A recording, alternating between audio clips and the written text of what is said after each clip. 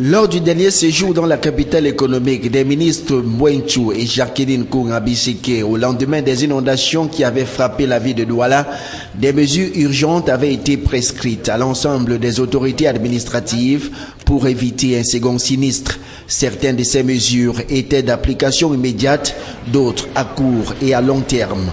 Les mesures à court terme avaient une durée d'1 mois et reposaient sur 5 points principaux, notamment l'identification des zones d'inondation, l'identification des maisons construites sur les drains, la notification de leurs propriétaires et l'engagement des destructions, le lancement de la campagne d'hygiène pour le curage des caniveaux, le lancement de la campagne de sensibilisation auprès des populations sur les bonnes pratiques de l'hygiène et de la salubrité et la mise à la disposition de l'autorité préfectorale d'un plan d'urbanisation. 1 mois après, le ministre de l'Habitat et du Développement urbain et celui du Domaine et des Affaires foncières sont venus confirmer le rapport à eux produit par la commission régionale chargée de la mise en œuvre de ces mesures. En parcourant les sites sinistrés du mois de juin dernier, ce 14 août 2015, l'équipe gouvernementale s'est dite satisfaite du travail abattu jusqu'ici. Il y avait des actions menées pendant 1 mois. Nous sommes rendus compte que ces actions ont été menées avec satisfaction. Les drains ont été dégagés, les lits, les fleuves ont été coulés. Quoique satisfaite, cette équipe reconnaît tout aussi que beaucoup reste encore à faire et appelle à une synergie d'action entre les autorités administratives de la ville de Douala et leur population.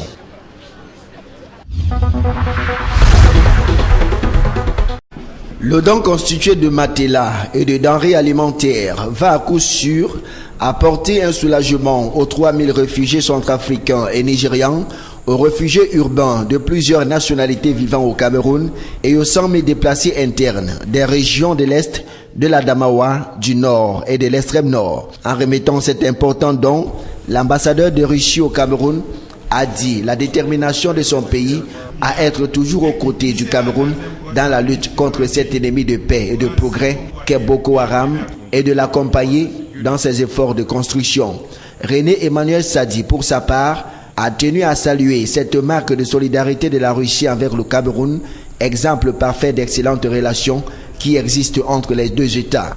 Le Cameroun n'est pas seul et le Cameroun se félicite aussi que dans cet effort de mobilisation à l'échelle nationale, il a pu bénéficier du soutien de ses amis, des pays amis, des partenaires,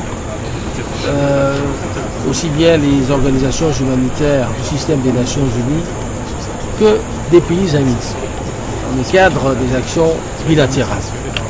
Et parmi ces pays, il y a la Fédération de Russie qui, depuis quelque temps, nous a apporté un soutien très appréciable. Rappelons que ce n'est pas pour la première fois que la Russie apporte son soutien au Cameroun en situation de détresse.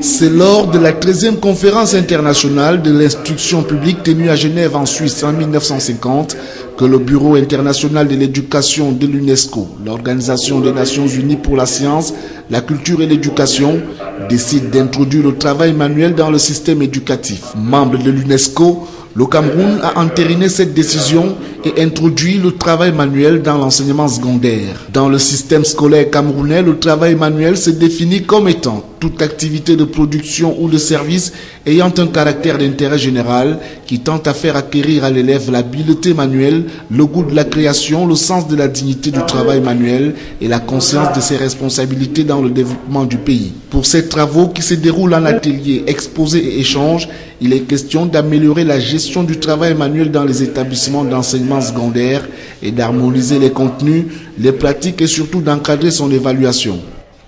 Il s'agira donc d'adopter, d'enrichir et d'adopter le contenu de ce manuel qui fera en sorte que le travail manuel soit une matière comme tout autre, avec un contenu de programme, un référentiel de formation et un référentiel de validation. Ça permettra à l'apprenant, au sortir du cycle secondaire, d'avoir non seulement une tête bien faite, mais savoir aussi faire quelque chose de ses 10 doigts dans l'optique de l'émergence en 2035. La non-application des textes encadrant cette discipline dans les établissements scolaires a incité le ministre des Enseignements secondaires à prendre des mesures urgentes pour redonner au travail manuel ses lettres de noblesse. Et voilà qui justifie la tenue de ces séminaires de validation du guide d'organisation du travail manuel.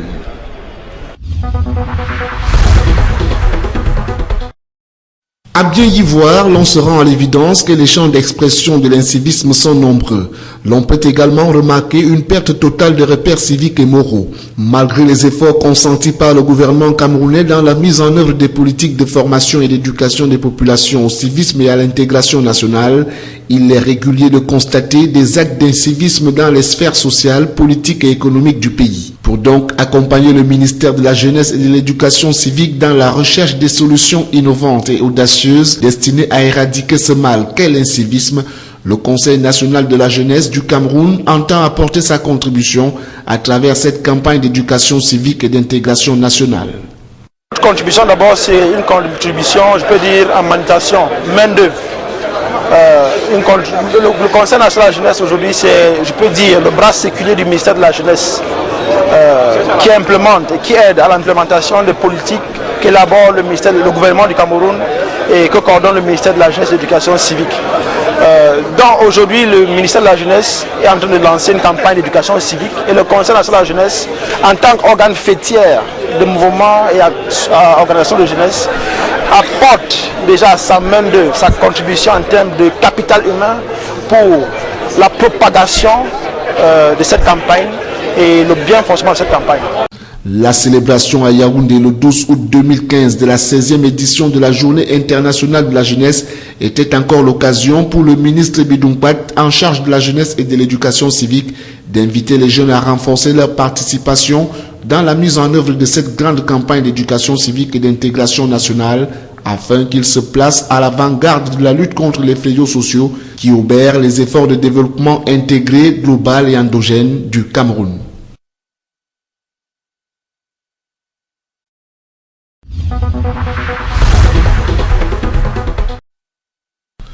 Sur très haute instruction du chef de l'État, 3 réunions se sont succédées depuis quelques jours au ministère des Postes et Télécommunications, regroupant les représentants de la tutelle, ceux de l'Agence de régulation des télécommunications ART, les responsables des forces de sécurité et ceux des différents opérateurs de la téléphonie au Cameroun. La 4e rencontre, organisée au siège de l'ART à Yaoundé, va tourner autour de la relance du processus d'identification des abonnés de téléphone en coordination avec les forces de sécurité. L'objectif de cette démarche vise une meilleure localisation doublée d'une volonté de sécurisation des communications au Cameroun dans un contexte marqué par la guerre contre le terrorisme et notamment le combat contre la secte islamiste Boko Haram d'une part et une commercialisation anarchique de puces préactivées d'autre part. Un commerce de puces à la criée dénué de toute exigence d'identification préalable des abonnés.